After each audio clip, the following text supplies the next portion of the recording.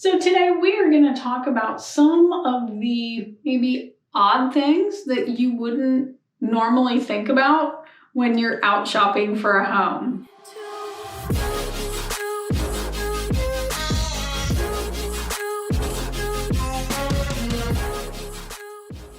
Hi, I'm Rhonda with Comey and Shepherd Realtors, and yeah, I've been doing this a few years and I've come across some really interesting just things. You may not see the first 5 to 7 years that you're in business, but then all of a sudden, there's a whole bunch. The same thing.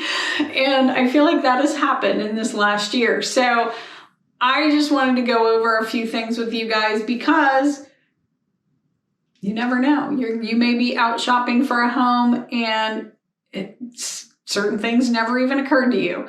So let's dive in.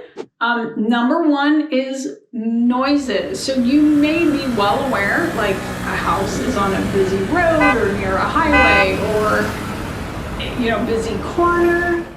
You're going to expect some noise.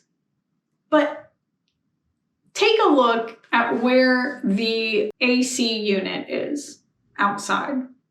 Is it right next to the deck or the patio? It's kind of expensive to move. I don't know why they don't automatically put them on the side of the house, but every once in a while I will find one right next to the patio and you're thinking, oh, I could extend this patio or this deck except for this AC unit that's right here. Another thing to consider is piece of property that might be near the one you're looking at that is maybe currently not developed, as far as like maybe it's a farm or it's just a lot that's not built on yet. I know that I have a lot of buyers who are just like, oh no, I don't know what's going in there, or, we could know. The family for 1 million years has been farming this land and they do not intend to sell it to a builder. And so the thing that I just want people to be aware of is, yes, we can go and figure out who owns that piece of property and we can, do all the searches, but if there's a deal happening or it happens 10 days after you close, I may or may not be able to find that. I may not know about it. And so you may not hear about it either. If it's not been rezoned or it's not up for sale many times, we may not know what's going to happen with that piece of ground. So again, just kind of keep that in mind. Know that it may be gorgeous right now and you're just going to have to be okay with enjoying it as long as it stays the way it is. The third thing that we're going to discuss today is shared driveway agreements, easements, whatever you want to call it.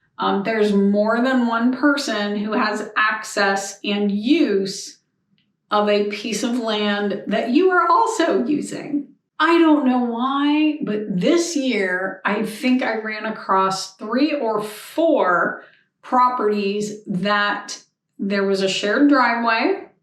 One even had like some shared landscaping and things like that. And this stuff's been this way for 20, 30 years, and there is no agreement. So it's like, well, the person that's all the way at the end, they pay this amount, and then these people all pay a different amount, but there's nothing in writing. And so as soon as one person moves, it kind of puts the whole thing in jeopardy. And if you have one person who all of a sudden decides they're not doing it, well, the whole thing can collapse. So just make sure that if you want a property that has something like this, or if you own a property that has something like this, so if you're the owner, make sure that before you sell, get everybody to sign an agreement. make sure that it's on file somewhere, recorded with the county. That way, it just keeps everybody doing what they're supposed to do. And then it also gives these other people the right to sell, and everything stays intact. And if you're buying, I'm not saying that you can't buy in that type of situation, but you have to be okay with the outcome should the person who has all the equipment and normally clears the street, they get sick, or they pass away, or they move. You need to have a backup plan. Okay, so, maybe you found the perfect house, but it doesn't have city water or city sewer. All of these things are very expensive to fix. Sewer line, hooking up to the water supply, or the one, my favorite is the septic has been condemned. Wow. Okay. So in that case, you're either putting in a new septic, which is about $40,000, or if you can hook up to the sewer, that's still going to be 10, 15, 20, depends on where the house sits, how far out the hookup is from the road. And not all houses have that option. So you have to start calling the utility companies. Hey, is there septic available? Or sewer line available? Is there water available? Is there gas available? And all of those things, again, can be done, but it's just maybe not what you thought what you plan to fit in your budget. But I will say this, always, always, always get a septic inspection if it has a septic tank. And lastly, here's another fun one. So most things in a house can be fixed. Like I said, a roof can be replaced. Sump pumps can be installed, and you can, get water away from the house. You can update the gutters and get water away from the house. So if you have a leaking foundation or a foundation issue, a lot of times those two things will fix it. But this year, I have run across multiple properties. And I think it's just the fact that we're finally at this age of, things not being full brick. It's a brick facade, a brick veneer. And sometimes those bricks or stone have been put on incorrectly. And it may look okay to most people. However, if it's not maintained or it was installed improperly, water gets behind the brick or the stone.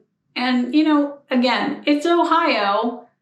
It was 95 degrees this summer, but in the winter, it was like 10.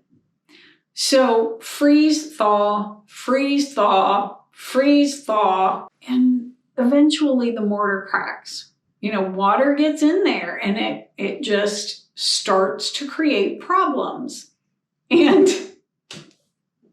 I kid you not, never until this year have I seen bricks like just cracked, not even on, some of them not even on the mortar joints. Like the whole corner of the brick is just like sliding down the side of the house. But the big key is making sure the brick, the stone, whatever, has been sealed and or painted, and that any place where water can get in, so around windows, around doors, that's all been caulked and maintained. So just some things to, like I said, just some things to kind of keep in your mind when you're out there shopping. These are some more expensive things that could really blow your budget. So what questions do you have, or what have you come across that was just a non-starter for you? I want to know. Please like, share, and subscribe, and we'll see you in the next video.